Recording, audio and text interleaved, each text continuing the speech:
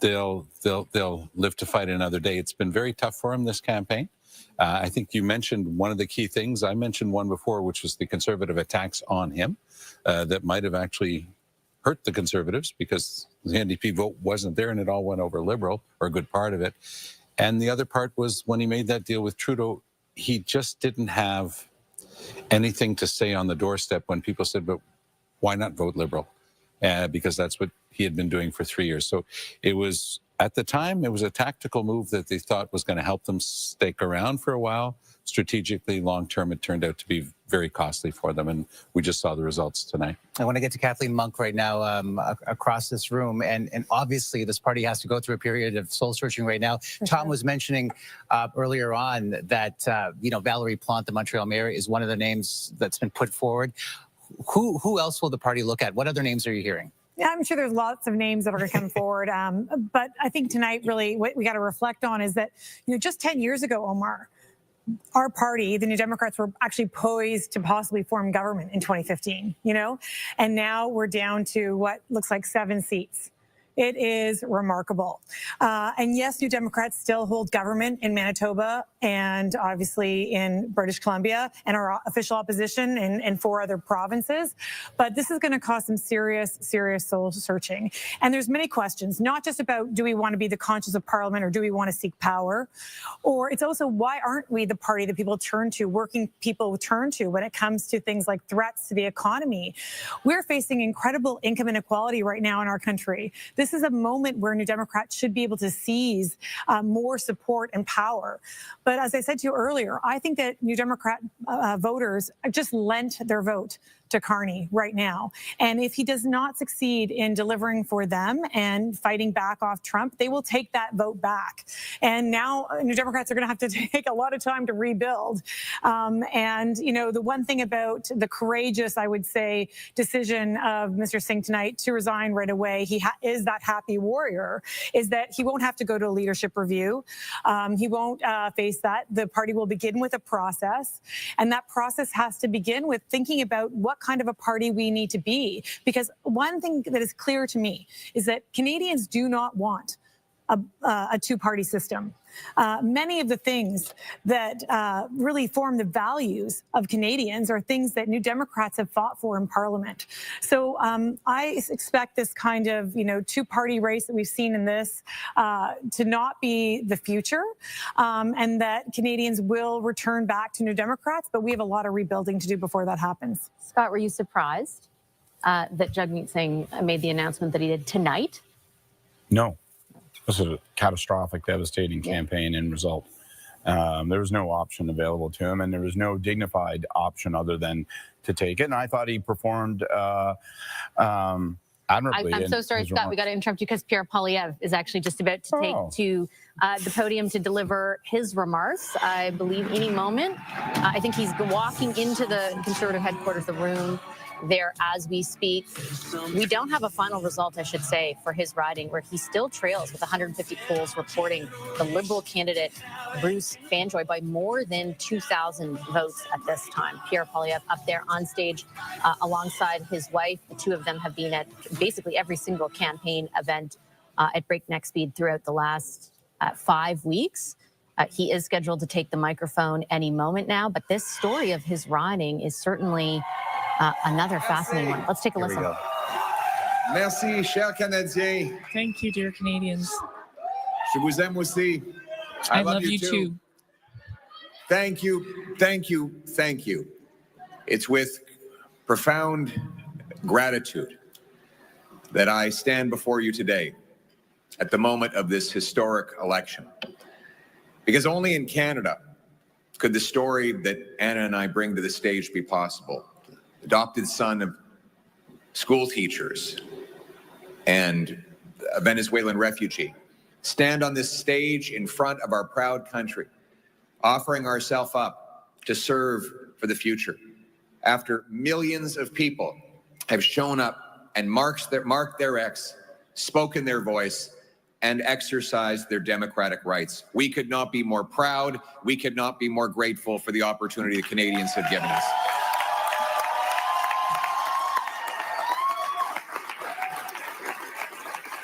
Speaking now of Anna, I want to take a moment to thank my incredible wife. She's been by my side.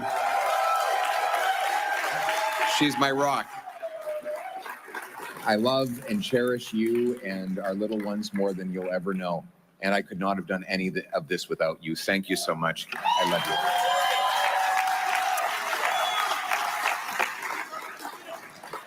you. Now, my message to Canadians. The promise that was made to me and to all of you is that anybody from anywhere could achieve anything, that through hard work, you could get a great life, you could have a nice, affordable home on a safe street. My purpose in politics is and will continue to be to restore that promise.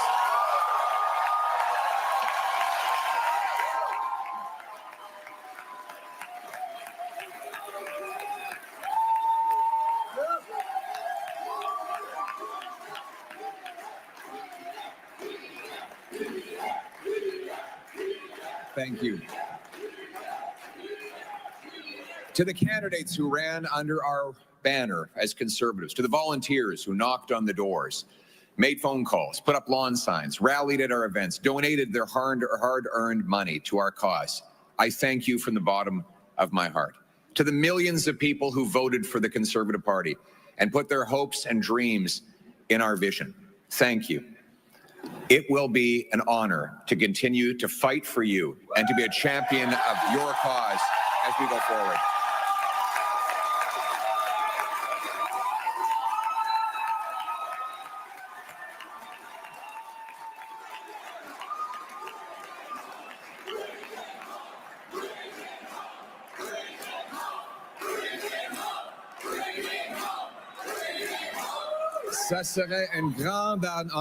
It would be a great honor to continue to fight for you because I have the honor of being your voice and fighting for the conservative values that you voted for. And especially it will be an honor to continue to work towards the promise of Canada, that anyone here who works hard can have a beautiful life in a beautiful home in a safe community. That is our vision, and we will bring it home. Thank you.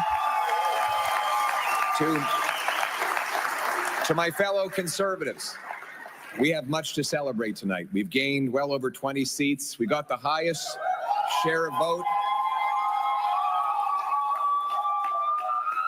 Our party has received since 1988. We denied the NDP and Liberals enough seats to form a coalition government, meaning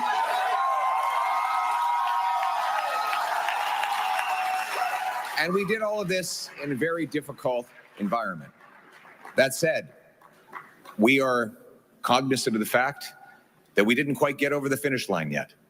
We know that change is needed, but change is hard to come by. It takes time. It takes work. And that's why we have to learn the lessons of tonight so that we can have an even better result the next time the Canadians decide the future for the country.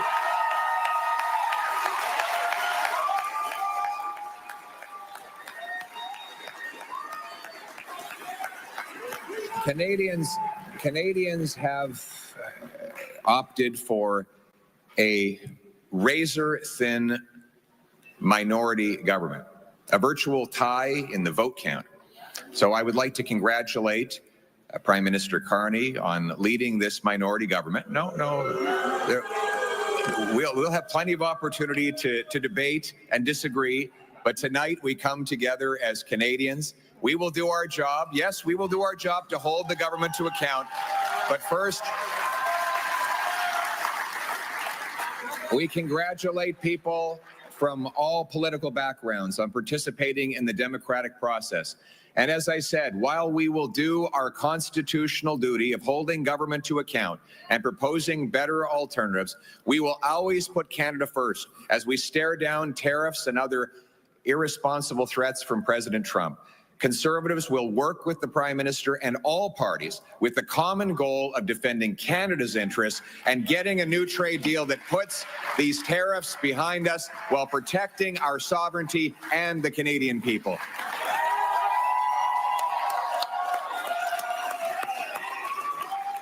I want to thank my Conservative team, my caucus, my members of the Conservative staff and others who've helped reshape the entire political landscape in this country.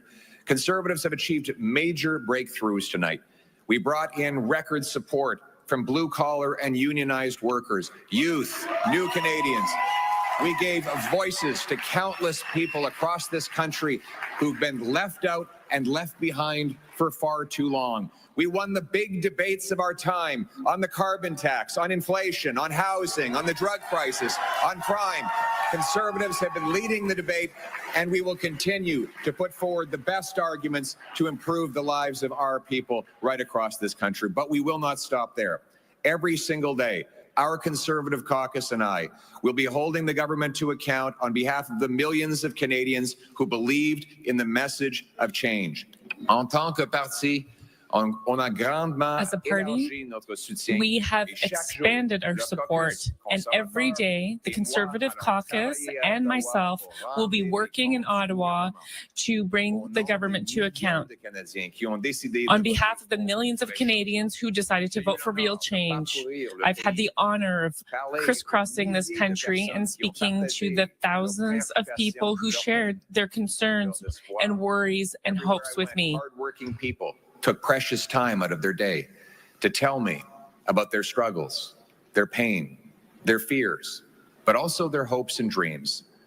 Welders and waitresses, farmers and factory workers, seniors, small business owners, and single mothers, young Canadians and young families pleading for the chance to own a home, parents who worried that their kids would never be able to move out of their home, grandparents who saw their grandchildren suffering from the shortfalls of our economy, and countless others who are afraid to go outside because of the rising wave of crime. All of these stories touched my heart and gave me inspiration to work towards something better. These people continue to need voices, and I will continue to fight for them every day, and every day we will never give up on fighting for the Canadian people.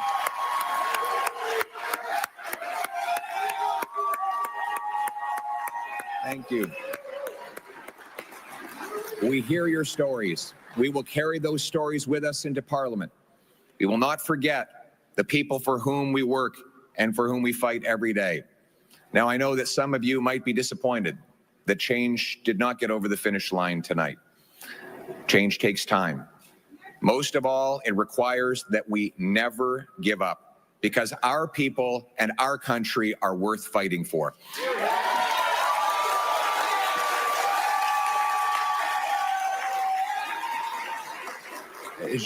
Je vous ai entendu. I've heard you, and I carried your stories with me throughout this campaign. Your stories will stay with me when I fight with my Conservative team to continue defending you and pushing forward your interests. For those who desperately need change, I know that you're disappointed. Change is difficult and it takes time. But it especially means that we can never give up, because our country and its people deserve that we fight for them. Everyone who stood with us today and the millions of people who voted for other parties. And so, my message tonight, for the single mother working 2 jobs but still has an empty fridge and an empty bank account, for the young people who despair at never being able to afford a home, for the seniors on fixed incomes whose savings are eroded by inflation and no longer feel safe in their local neighborhood parks, for those who are now living in fear and terror because of crime, for those worried about losing their jobs because of unacceptable tariffs from the United States of America, for all of those who feel left behind and forgotten, my message is one of hope. Change will take time, but we will fight for that change, and we will deliver that change, and we will never give up on fighting for the great Canadian promise that anyone from anywhere can achieve anything, that hard work gets you a great life in a beautiful house on a safe street protected by our brave troops under our proud flag. Canada first, Canada always. Let's bring it home. Thank you very much, Canada. Merci beaucoup, Canada. Yeah, we fight for what's right. We're wild and we're free from the Conservative leader Pierre Poilievre there in a concession speech saying he's proud, saying he's grateful. Obviously not the outcome that the Conservative leader wanted, pointing to the fact that the Conservatives have increased their vote share, the popular vote, north of 40%. In any other scenario, this would have been enough to secure a majority government. And actually not sounding as though he's going anywhere, saying that he still wants to fight. He would be honored to continue to fight for you, is what he said, even as in his riding of Carleton. I think the last time we had the board up, we're seeing it right here, I think. Bruce Vanjoy, the Liberal candidate, is leading with about 2,400 votes in his home riding. So, we'll see what happens with Pierre Poilievre, but it has been a night of tight races, especially so in this riding of Carleton, which is Pierre Poilievre's riding. Yeah, he might have gotten out deliberately in advance of the conclusion to this riding to deliver that speech, which I think can be described as defiant. Like people wanted change, and to be fair to Mr. Poilievre, the Liberals were, the Conservatives were able to very much increase their share of the vote, very much increase the number of seats, but it did not, as he pointed out, get them over the finish line. And there was, quite an effort by Mr. Poilievre to say that that's, not the end of their story, basically, to lay out what will be probably the beginning of the argument for him to stay. I figure that's a much more difficult argument to make if, in fact, he loses his seat, but that is an if at this point. I wanted to swing over to Corey tonight to get your view on what we just heard from Mr. Poilievre. Definitely no intention to go anywhere. If he loses his seat, how much of a more difficult proposition does that become? Well, what a weird night, because I think, as you correctly pointed out, there's a lot of good news in these results for the Conservatives in terms of their share of the vote, and the seat count, is impressive. Like, he's increased their seat count. However, losing your own seat, and I don't think it's going to be that close, looking at those results and looking at the ridings around it, puts him in a very vulnerable position, because that decision in the past has largely been made up by caucus. I think my view is that he maintains a very high level of support from that caucus, and I think if he wants to stay on, he'll probably have the opportunity to do so.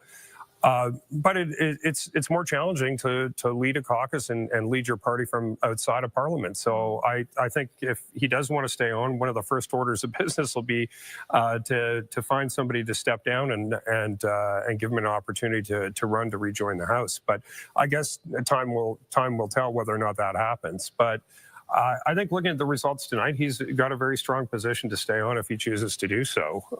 What a weird evening.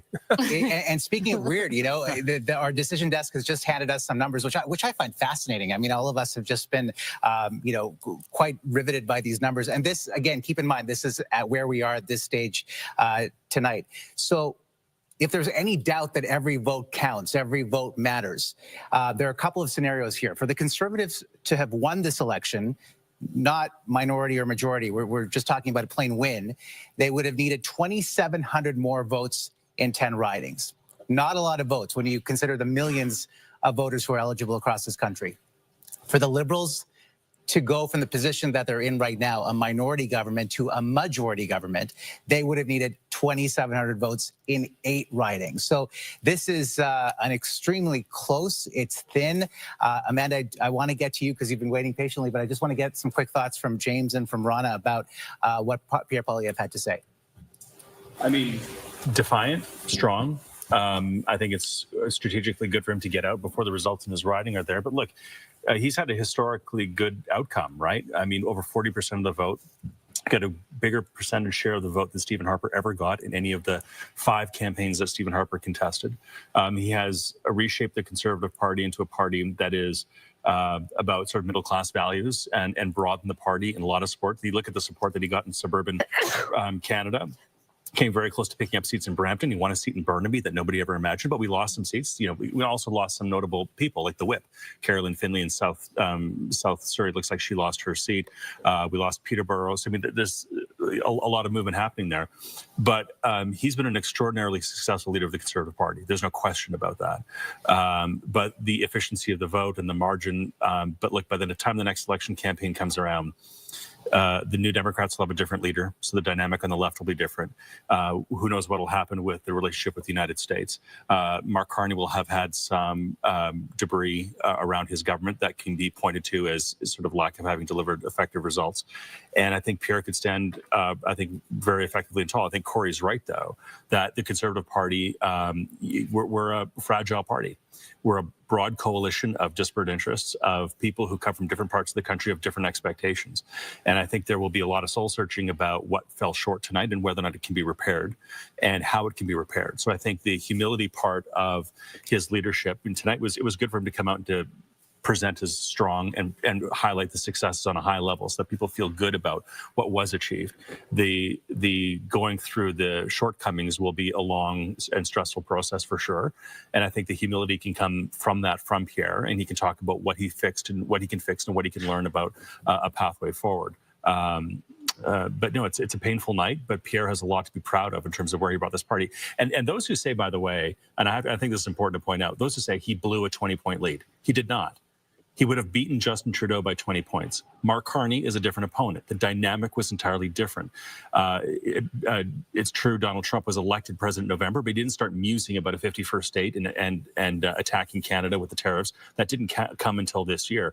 We can criticize about how it might have been planned or could have been communicated or pushed back differently from. But this narrative that Pierre blew a 25-point lead is just factually not true. He would have beaten Justin Trudeau by 20 points. But Mark Carney was a different opponent, and there was a collapse in the New Democrats. So yeah, but politics isn't fair. That happens. I mean, there has to be some ownership of the loss tonight. No question. I understand what he was saying about all that increase in support. It's very fair, but you didn't get past the finish line. You lost. Correct, and that's what the next that's the coming few months will certainly be about where he fell short. But however, he had better results of any Conservative leader since I was 12 years old, and I'm 48, almost 49. and so but we count seats, we don't count votes, and the seats weren't quite there. And there's going to be a lot of assessment about how to close that gap on the seats. Rana, you wanted to jump in. Can he stay if he loses his own seat? Yeah, he's earned the right to stay. I mean, we heard him tonight. He's a great leader. He's a great parliamentarian. He reached out saying Canada first. We can work together to make sure, whether it's tariffs, Trump, whether it's on other issues, he'll put Canada first. He'll put Canadians first. He congratulated Mark Carney. And I think he's ready to get back into Parliament. Now, if he loses his seat, then it's a logistical thing of trying to find somebody giving up one for him. But as James said, he had a remarkable result tonight. And that's the way the seats play out. But he's earned his right to stay. He's very popular in the caucus, very popular in the party. The last time, by the way, we had a similar dynamic to this was 2004.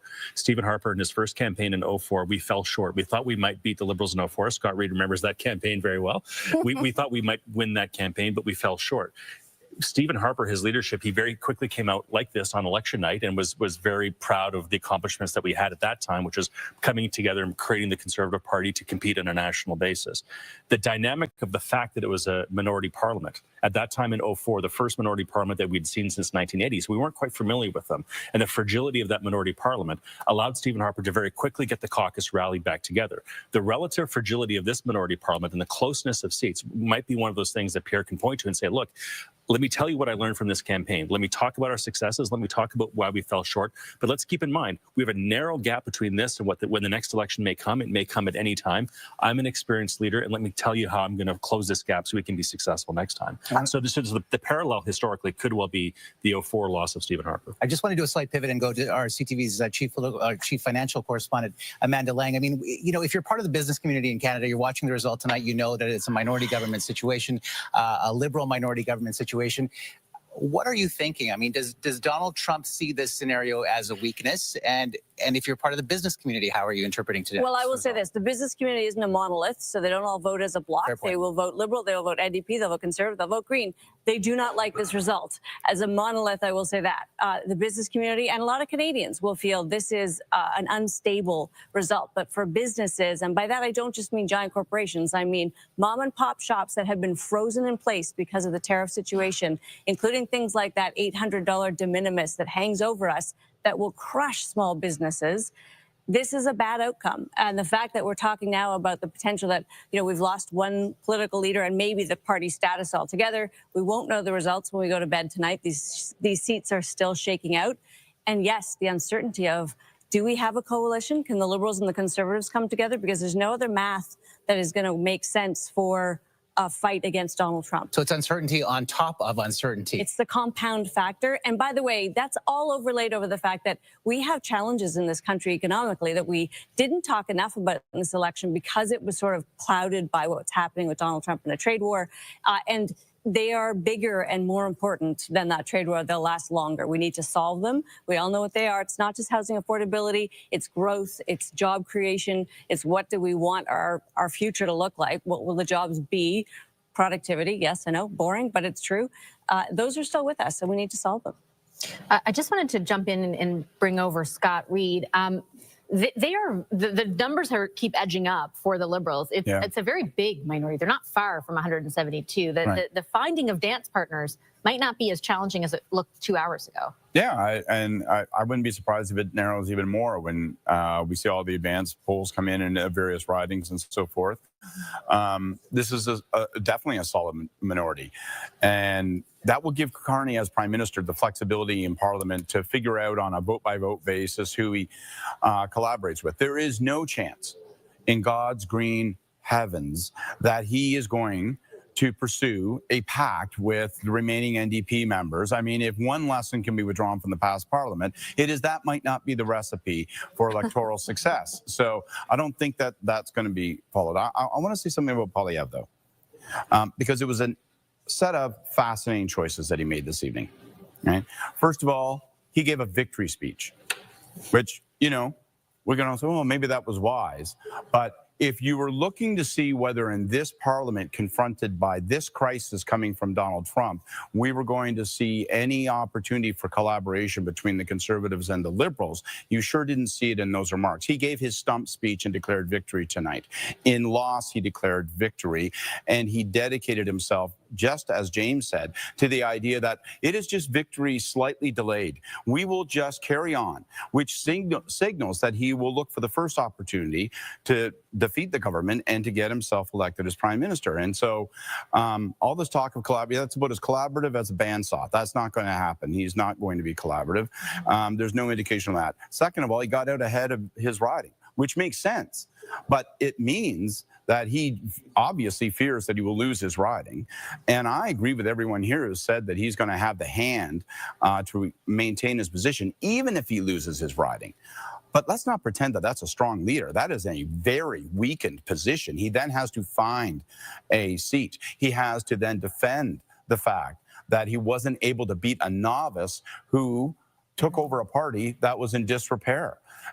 So I don't think this is the victory that Pierre Poilievre is portraying, and I don't see any sense of collaboration, and I do not smell the slightest whiff of humility.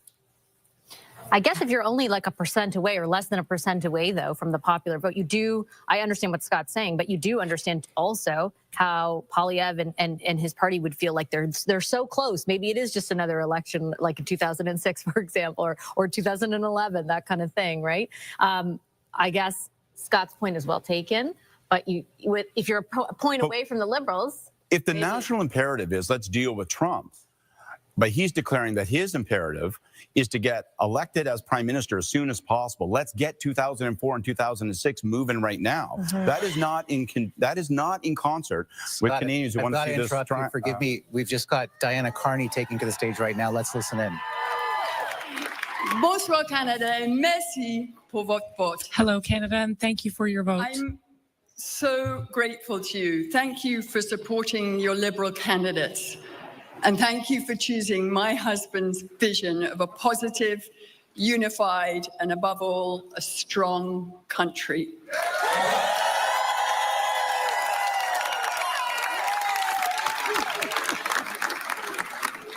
Over the past few weeks, Mark and I have had the enormous privilege of meeting so many people across this great country.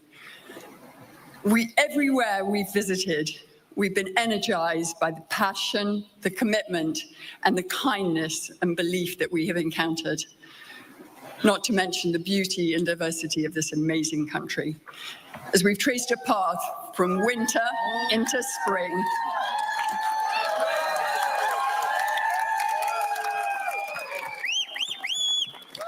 through all this, I've watched my husband listen and learn. I've watched him inspire confidence and take on new skills. But most of all, I've seen him remain true to what he's always been: consistent, compassionate, loyal, and driven by an exceptionally strong set of values.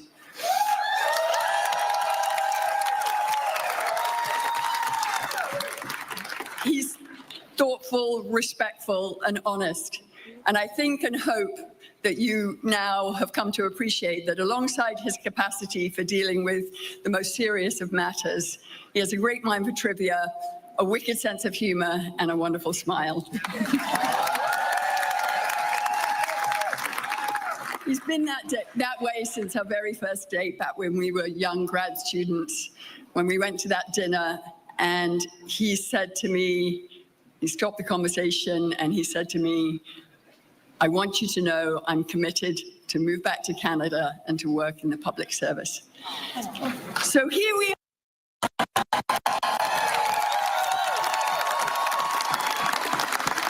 As his partner, I could not be more proud of him. And as a Canadian, I'm so thankful that the man I met more than 30 years ago has held tight to that strong commitment to service. I'm lucky to have him. We're lucky to have him now more than ever. Without further ado, it's my great pleasure to introduce my husband, the Prime Minister who will make Canada strong and Canada full.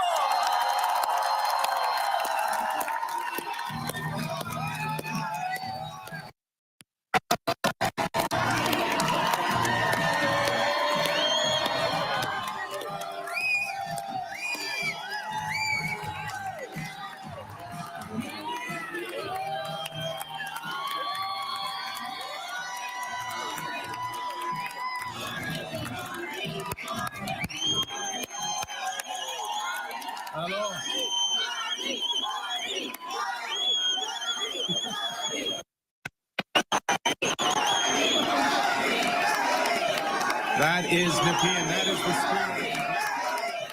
That is Nepean. That is the spirit of Nepean behind me right there. Good evening, everyone. Bonsoir tout le monde. Bonsoir. It's a great evening. Quel bonsoir. C'est un bon bonsoir. I have a question. Who's ready? Who's ready? Who's ready to stand up for Canada with me?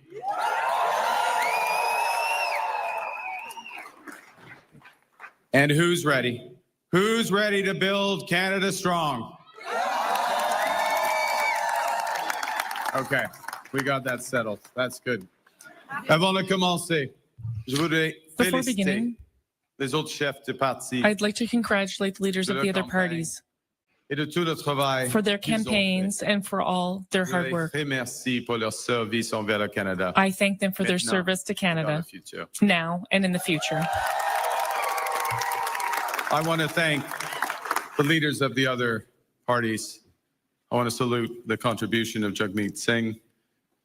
I noticed his remarks. Leading on progressive values. Elizabeth May, who will be returning to Parliament. Yves-François Blanchet. And I want to congratulate Pierre Poilievre on a hard-fought, fair, good campaign, his commitment to the country that we both love.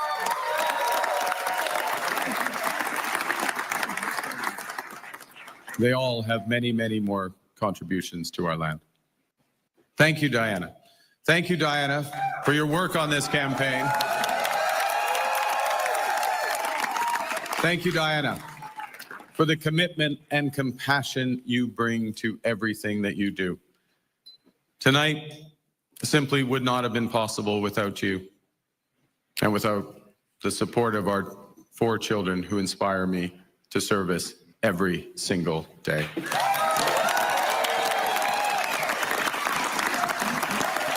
I also want to salute the women and men who put their name on the ballot from all parties. Thank you for standing up to serve our country at this critical time. And for those who were elected, particularly those Liberals who were elected, I am looking forward to working together to deliver for Canadians. Bruce, and Bruce, yes, Bruce Vanjoy. I'm looking forward to working with Bruce Vanjoy.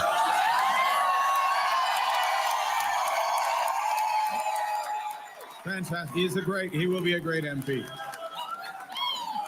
We're going to have fun tonight. Yes, we're going to have fun.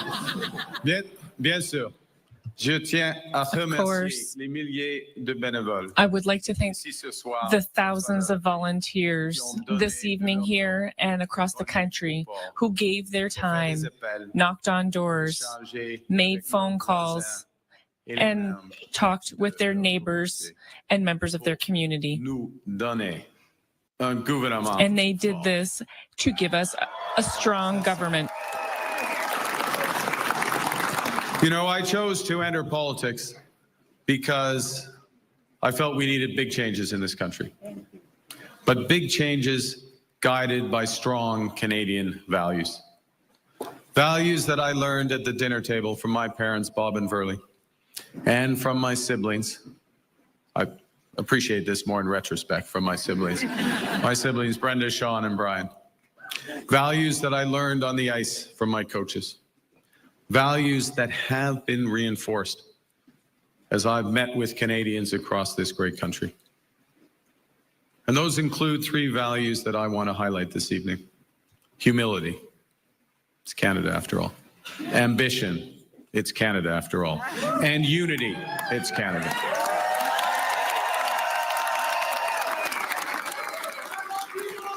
I love you. Right back. Right back. These are good values. These are Canadian values. Values that I will do my best. I'm just getting worked up here. These are values that I will do my best to uphold every day as your Prime Minister. You betcha. Okay, well, you have to judge after this next section because I am going to begin with the value of humility. And by admitting that I have much to be humble about. That's true. Over my long, that's not an applause line, it's just a statement of fact. Over my long career, I have made many mistakes, and I will make more. But I commit to admitting them openly, to correcting them quickly, and always learning from them. You know, humility underscores the importance of governing as a team in cabinet and in caucus, and working constructively with all parties across Parliament, of working in partnership with the provinces and the territories, and with Indigenous peoples. And at this time, it underscores the value of bringing together labor, business, civil society, to advance the nation-building investments we need to transform our economy. Humility is also about recognizing that one of the responsibilities of government is to prepare for the worst, not hope for the best. As I've been warning for months, America wants our land, our resources, our water, our country. Never. But these are not idle threats. President Trump is trying to break us so that America can own us. That will never ever happen.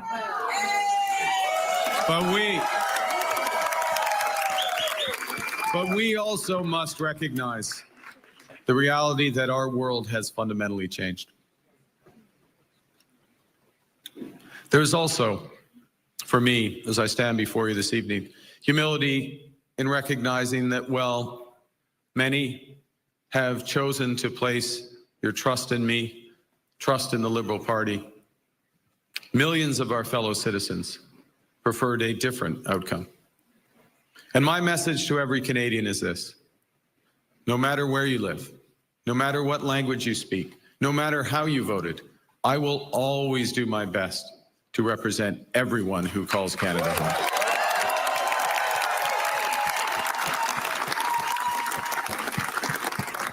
You know, during this short campaign, I went to Saskatchewan and Alberta a couple of times, even though, you know, we're liberals. It's tough. It's tough out there. I grew up there. But I went because I intend to govern for all Canadians. And au cours de cette campagne, plusieurs Québécois et Québécoises During this campaign, m'ont ouvert leurs portes. Quebecers opened their doors to me and gave me their trust. Profondément touché. And I'm Et je vous deeply en touched. remercie. And I thank you for La that. langue française. The French language, La langue française, la culture québécoise. the French language, and Quebec culture are at the core of Canada's identity. Elles définissent le pays. They define the country that I love so much. Je vais les défendre sans. And I will defend those tirelessly. Avec la forte équipe de députés québécois. With the strong team of Quebec MPs that you have just Nous allons sent to faire en Ottawa. sorte que le Québec Together, we will continue ensure that Quebec prospérer continues au to sein de prosper Canada fort. within a strong Canada. Et que vous soyez un travailleur des sables bitumineux à And whether you work in the tar sands in Fort Mac, a nurse in Joliette, de Toronto, il y a- or an accountant in Toronto, there are many accountants in Toronto, va travailler pour vous. my government will work for you all. As we come here after this most consequential election, let's put an end to the division and anger of the past. We are all Canadian, and my government will work for and with everyone.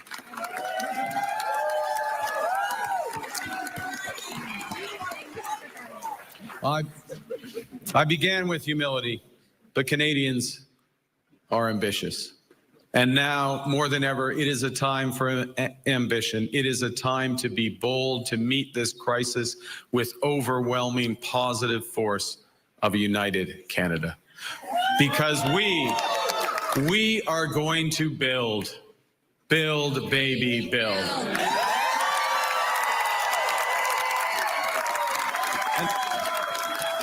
Exactly. Throughout, not for, well, no, we're building now. We've gotten over that bit. Throughout our history, there have been turning points. Throughout our history, there have been turning points when the world's fortunes were in the balance. That was the case at the start of the Second World War, just as it was at the end of the Cold War. And each time, Canada chose to step up, to assert ourselves as a free, sovereign, and ambitious nation, to lead the path of democracy and freedom, and, because we are Canadian, to do so with compassion and generosity.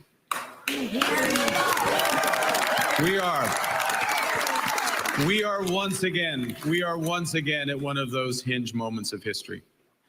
Our old relationship with the United States, a relationship based on steadily increasing integration, is over.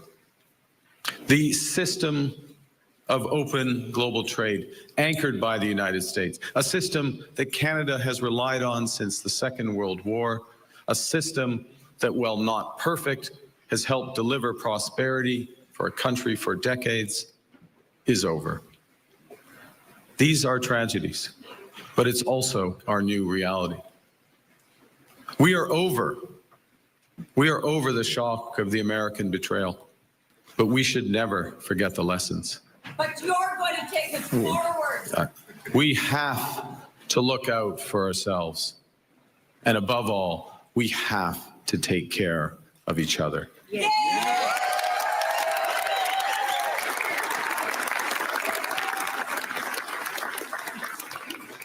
When I sit down with President Trump, it will be to discuss the future economic and security relationship between two sovereign nations.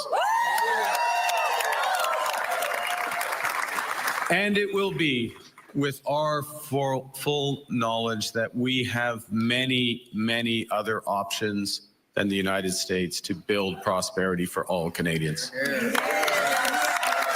Nous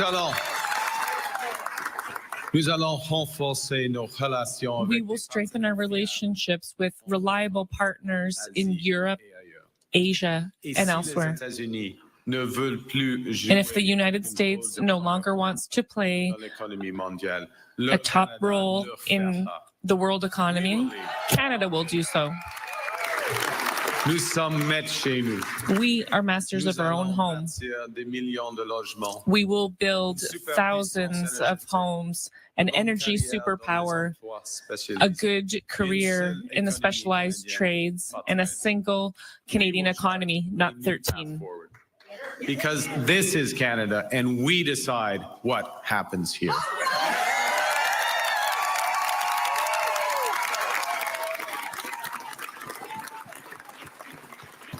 We will need to think big and act bigger.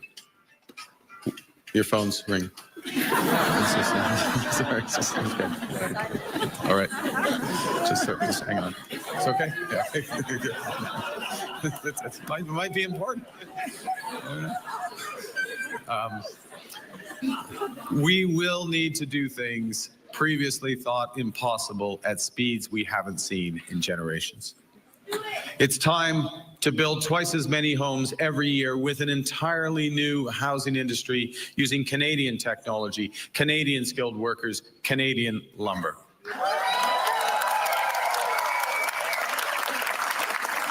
It's time to build new trade and energy corridors, working in partnership with the provinces, territories, and Indigenous peoples.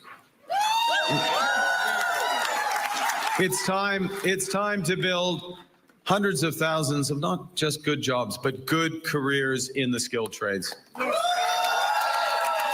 It's time to build Canada into an energy superpower in both clean and conventional energy. And it's time to build an industrial strategy that makes Canada more competitive while fighting climate change.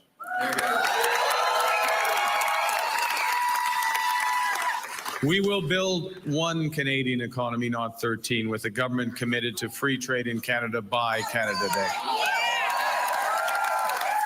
The point is that we can give ourselves far more than the Americans can ever take away. But even given that, I want to be clear. The coming days and months will be challenging, and they will call for some sacrifices. But we will share those sacrifices by supporting our workers and our businesses. Les défis devant nous sont The intimidatants. challenges ahead of us are intimidating, but that's normal. Comme ceux que nous vivons. Big change, such as what we're going through right now, is always Nous a avons worry. beaucoup de chemin à faire.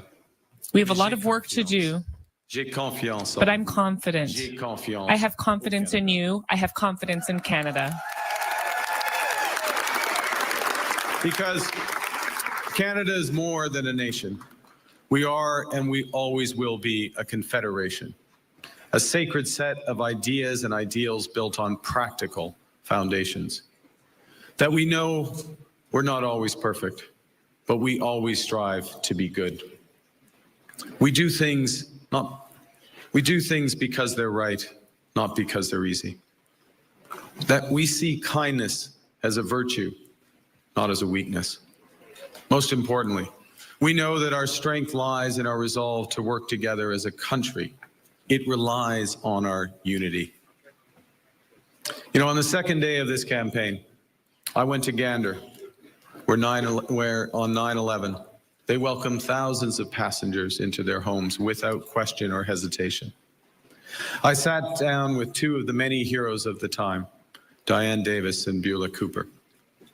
And during our conversation, they showed me a thank you card that they'd received from a young girl called Ellie, who wrote, "Your kindness motivates me to use my kindness." That touching phrase captures what Canadians instinctively know, that virtue is like a muscle that grows with its exercise. We become just by doing just acts, brave by doing brave acts. When we are kind, kindness grows. When we seek unity, unity grows. When we are Canadian, Canada grows.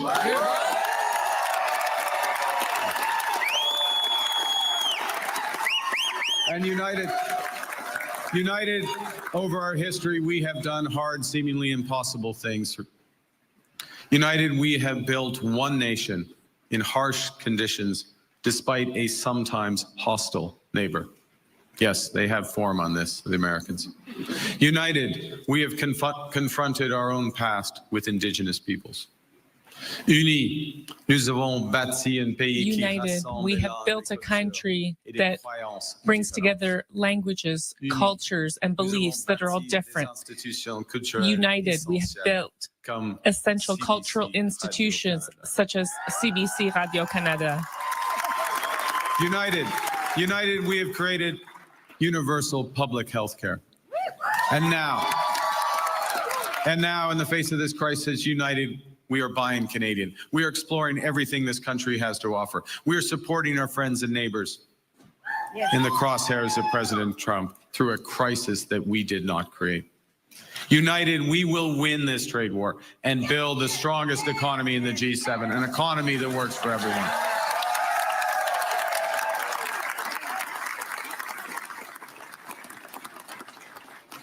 Au cours des derniers mois, les Canadiens Over et the last few Canadiennes months, ont fait leur part. and Canadians have Se done sont their part. rassemblés pour défendre notre pays. They have et notre come façon together d'être. to defend our country Je and our promets way of life. Lorsque nous sommes I menacés, promise, nous allons nous battre when we are threatened, we will fight with everything we have to get the best deal for Canada.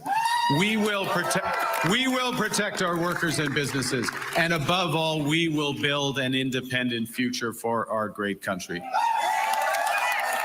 A future that makes the greatest country on the earth even better. Together, we will build a Canada worthy of our values. We will build Canada strong, Canada free, Canada forever. Vive le Canada. Thank you very much. Merci beaucoup.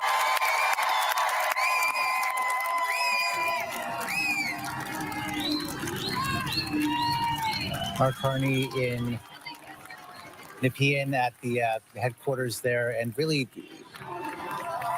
getting to keep his job essentially, but this time with the mandate of the people, pledging to be a prime minister for all Canadians, not just Liberals. And actually, he talked a lot about building.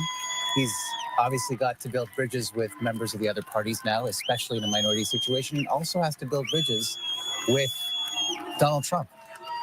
Yeah, or attempt to, I guess, something like that. He did say, I remember when he dropped the writ, or in particular after that conversation with Donald Trump last month, that on day one after the election, basically you would then be looking at, entering into negotiations with Trump ASAP. So a lot in that speech about what that plan looks like, very similar to what we heard on the campaign.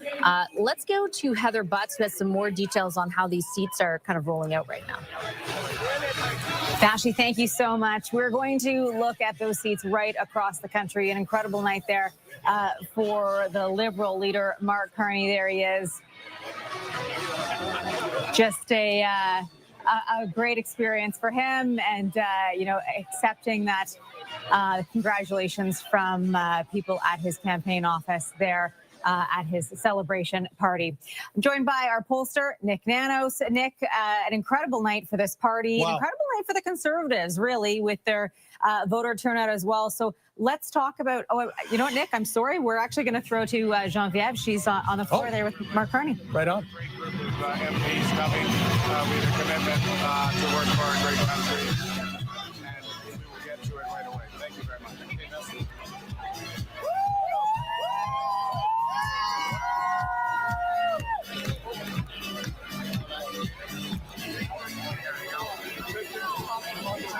There was just a quick, short few words there from Mark Carney speaking to our Geneviève Bushman, who is on the ground there at the Liberal headquarters. Okay, Nick, back to us here. Yep. We're looking at the voter turnout here and the vote count and how it all played out, the vote efficiency. We've been talking about that earlier in the evening. We'll start with Atlantic Canada.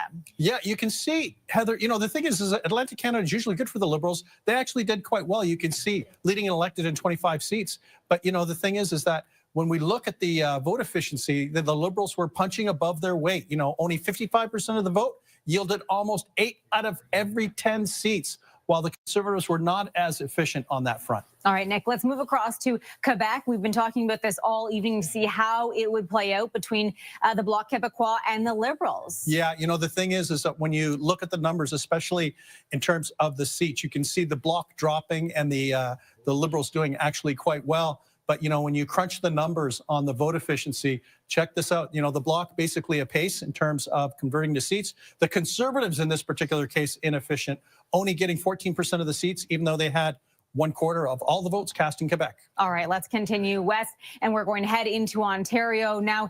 Taking a look at the standings in Ontario, we'll bring those up. The Liberals 67 seats, the Conservatives 55. What played out here, Nick? Yeah, you know, the thing is bad news for the New Democrats, but, you know, you can see that, you know, the Conservatives were on par, but check out the Liberal numbers, much more efficient at converting into seats, and NDP basically nowhere, no seats, even with 5% of the votes. Nothing for the NDP. Okay, let's move across to the prairies. We'll take a look here at the standings. We'll bring up those numbers for us here. The Conservatives, 54 seats in the prairies, Liberals 9, and just 2 for the NDP now. You know, not a big surprise. This is the Conservative heartland for the Tories and doing really well. And, you know, the thing is they punch above their weight.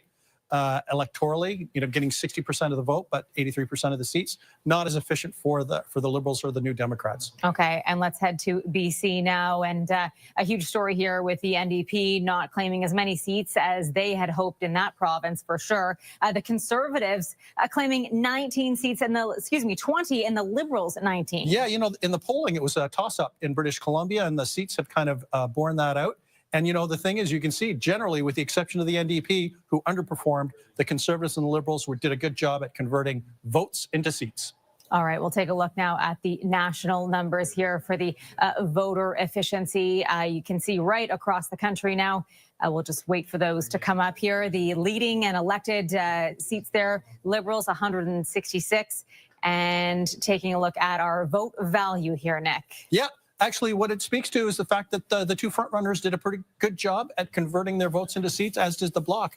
And, you know, the only exception, the outlier, is really the New Democrats. And the story tonight is about the New Democrats losing party status, losing their leader, and having a pretty tough night. And, Nick, I have to say, the polling was bang on with that as well. Yes. Okay. Thanks. Nick, we'll leave it on that note. I'm going to bring in Rupin for us this evening. Rupin, we're going back to talking about demographics. We've been talking a lot this evening about votes and numbers, but there are people behind those numbers, Rupin. Yes, there certainly are. We look at the different segments of the population for people who are voting as well. So we're going to take a look at an Ontario riding here, Rupin. I believe we're going to zero into southwestern Ontario, Midwestern Ontario, rather, Kitchener-Conestoga. Rupin, who are the voters in this riding? Well, you know, this riding really, it seems to always be on a razor's edge in so many elections. And it really illustrates the different factors pulling the votes in different directions for the Conservatives versus the Liberals. So we've got young families, the second city suburbs, who are a significant chunk of this riding, and they tended to vote Liberal last time around by a bit of a hair's edge. In the riding, I mean, they're pretty high incomes in this riding. And you know, so a lot of earning people in their earning years, families that are trying to make ends meet. But a lot of concern about the tariffs. Many people in this riding are going to have their jobs at risk. A huge impact here. And purchases. These are people who want to buy things. They're looking at making that next big purchase. They're setting up their homes. They want to buy real estate. They want to buy a new vehicle. So all those plans for purchasing could get thrown into disruption if the stability isn't there in their household finances. So that's a big concern. And there's the results. It's such a tight race there for Kitchener-Conestoga. Just a 114 vote difference there between the Liberals and the Conservatives. We'll send it back to Omar and Vashi. Rupin, thanks so much for joining us this evening. My pleasure. All right, thank you so much. That's Heather Butts taking a look at some of the the stuff that's happened, the results that have come in. I wanted to circle back, Omar, to Mark Carney's speech because we didn't have a chance to really get into it. It was long. It repeated a lot of what we heard during the campaign. I think it certainly tried in many respects to reach out to people who did not vote for him. And there are millions upon millions, right? That popular vote is, the Liberals' edge is razor thin. Like, as of tomorrow, the list of tasks, the challenges ahead of the Prime Minister are great in nature, and he doesn't have the majority mandate at this, with the numbers that we have at this point, to do that without any constraints. And I think that will be the story of the coming weeks, the coming months, perhaps even depending on how it goes, the coming years. But it's a tall list of things he is saying he wants to do up against a very big challenge in the United States. But even when you're talking about building out our economy, as I'm sure Amanda can talk to, doing that with checks on your power that a minority government essentially informs is not going to be the simplest of tasks. Definitely not the simplest of tasks. And of course, it's not quite clear how the math works out. I was interested to hear Scott say, this is a strong minority, but it's a minority all the same, and there isn't a clear coalition, especially if there is politically a reason not to partner with the NDP. The challenges that he's talking about are real. It'll be very interesting to see what happens in the days ahead with the Conservative Party. I'm glued to the election results. You can see them online on CTV's website for Carleton to watch what happens to Pierre Poilievre, because without that leader, it does matter who steps in, how long he takes to find a place in Parliament. What does that look like in terms of dealing with Donald Trump? That's the next big job, is what face do we present to that neighbor? And by the way, when Mark Carney says we can diversify our trade and we'll look to Asia, these are very nice thoughts. That is not easily done. We have a continental issue. We will trade with America, and we better figure out how. You're absolutely right. And some of these deadlines are imminent. I mean, he's pledged to have free trade between the provinces by July 1st. That's coming up around the corner. If my recollection is right of the parliamentary calendar, I believe that Parliament's supposed to be back in session late May. Yeah, May 26th, I think. May 26th. They sit for a couple of weeks, and then they're technically supposed to be on break. There is a 2-week extension that they could have, but that is a very, very short window. So Mark Carney is back in power. He's staying in power, but now the real job begins to see how long he can stick around, because there is a tall list of accomplishments that he set out earlier tonight, and not a lot of time to do it. I mean, historically, if you look at how long minority parliaments last in this country, I believe it's something like 12 to 18 months, yes. Right? So he has to not only work to make sure that this is a functioning government, that he's able to build bridges with other parties and other leaders, but also that he's able to do what he set out to do and get, change, concrete change for Canadians, because it's a delicate balance. I mean, Canadians don't want to go to the polls right away, but if they don't see action and see it relatively quickly, we could see ourselves right back here very soon. Just to quickly point out, for the sake of fairness, the lead for Bruce Vanjoy has decreased, not substantially, but it's decreased from where it was the last time we were updating that race for Pierre Poilievre's riding. I just want to bring in Christy Clark to get your take on what you heard from Mark Carney, because I think he was saying build, baby, build, which is maybe not what you'd expect to hear after the last 10 years from the Liberal leader. But I heard you kind of say, I really hope so. Well, I do. I mean, I hope that we see him build houses, because I think and all the parties will agree on that. I also hope we see him building energy infrastructure across the country, because when we talk about diversifying our markets, you have to have something to sell. And the things that Canada has to sell, that democratic countries around the world want from us, that we don't, currently we're only selling to the United States, are natural gas, oil, mining products. It's our energy sector that we have to grow. So when he says build, build, build, what I hear is he wants to make sure that we have pipeline right-of-ways, that we're getting Quebec on side to make sure that we're shipping east and west, and that we're changing our permitting structure so that we can make sure that, when investment comes, we can actually get this stuff out of the ground into markets. Are you convinced, Rana, that will be the case? Look, I hope that is the case. And so here's where we could see some collaboration.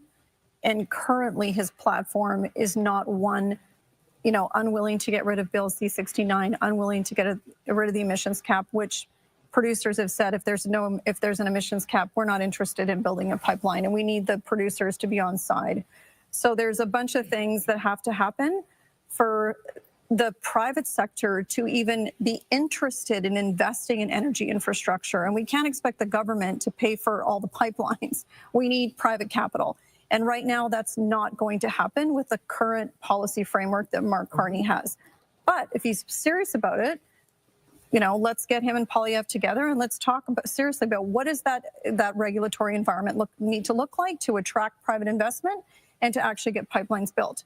That would be a positive thing. CTV Geneviève Beauchemin was one of the first to speak with Mark Carney after his victory speech. I believe we have a clip of that. Let's roll it now. I feel wonderful. I feel wonderful. Very humbled, as I said in my remarks, by the confidence that Canadians placed in myself and the party, and very dedicated, focused to an ambitious outcome for this great country. But I'm very, very, very grateful. It's a tremendous honor. Every vote is a privilege, and we have a great group of MPs coming. We have a commitment to work for a great country, and we will get to it right away. Thank you very much. Mark Carney, moments after his victory speech, speaking to CTV's Geneviève Beauchemin. Harjit Sajjan, any bets on how long it will take to get him to Washington to meet with Donald Trump? Well, I think the number one priority is going to be in how Canada is going to engage with President Trump. I think that will be the number one step moving forward. In terms of time, it's hard to say. I think it'll be relatively quickly. And let's not forget, I mean, he was prime minister literally for about 100 days, right? Now he has a mandate from the Canadians to actually get the job done. And the platform that's there that he's been voted for is now Canadians give a mandate, a strong minority government to be able to work with others to move forward. The plan that he's put in place is about building. And it's nice to have parties to come up with different policies that shows how are you going to build homes, how are you going to get our energy to market. So this is a great opportunity, but the number one thing that needs to be done is how we're going to stand up to Donald Trump. Mark Carney has stood very firm. His aggressiveness that people have noted already, I think, is a very positive thing moving forward. During the first Trump administration, I've been in the White House with President Trump as well. You can't be weak going in. You need to have a very strong position. You got to be very firm, and Mark Carney has that. All right, quite a dramatic night. A lot of tight races, and certainly a lot of stories we'll be talking about for quite some time, Vashi. I mean, we're talking about the popular vote story, right? This situation, which a lot of people didn't quite see it in the way we're seeing it right now. So we'll be talking about dissecting all of this for the days to come. Yeah, look, it was a really competitive race.